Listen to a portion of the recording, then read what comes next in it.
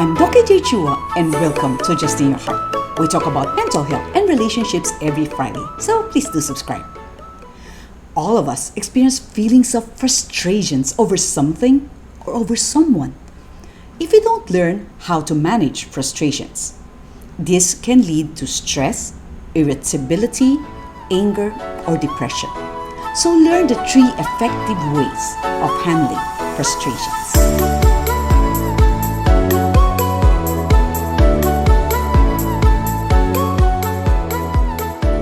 Tip number 1. Know what frustrates you. Due to our personalities and upbringing, what frustrates me might not be frustrating for you. It's important to know what triggers your frustrations so that you can manage it.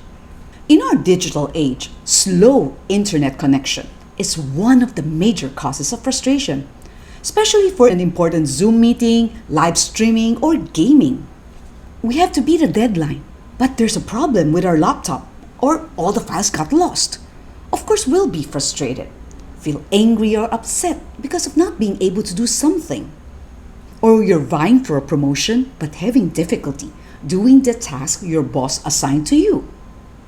Or maybe you asked an important question and you're still waiting for a reply and you can't reach that person. Or it could be people interrupting when you're trying to finish something at the office or at home. Or teaching someone, whether you're kid, student, subordinate, or helper, for so many times, but they still don't get it. Or waiting for others on a date, business meeting, or a trip. Long lines at the mall, at the restroom, or in the airport, these causes also frustrations. Here in the Philippines, one of our frustrations would be the traffic, or what we call Carmageddon. Abroad, they now have a phenomenon called Airmageddon, wherein there are cancelled flights and lost luggages. Tip number 2. Vent frustrations in a healthy way. It is interesting to note that anger is 1 letter away from danger. The following are some unhealthy ways of coping with frustrations: sulking, withdrawing into self-pity, giving someone the silent treatment, withholding love, slandering, recruiting people to side with you, becoming more controlling, aggressive, or sarcastic. Bottling up our frustrations is another unhealthy way, as we will explode one day. We have to learn how to express our frustrations without harming ourselves or others. Healthy anger is giving yourself permission to express frustration without hurting someone else.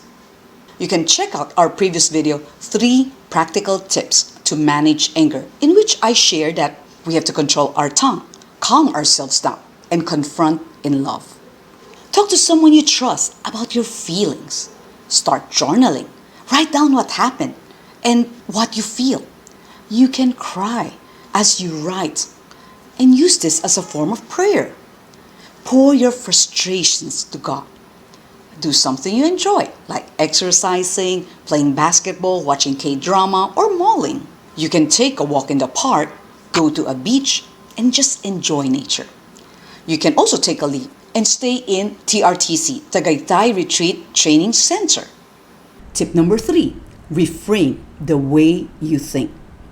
Dr. Albert Ellis was the pioneer of rational emotive behavioral therapy, which is an early version of CBT, cognitive behavioral therapy.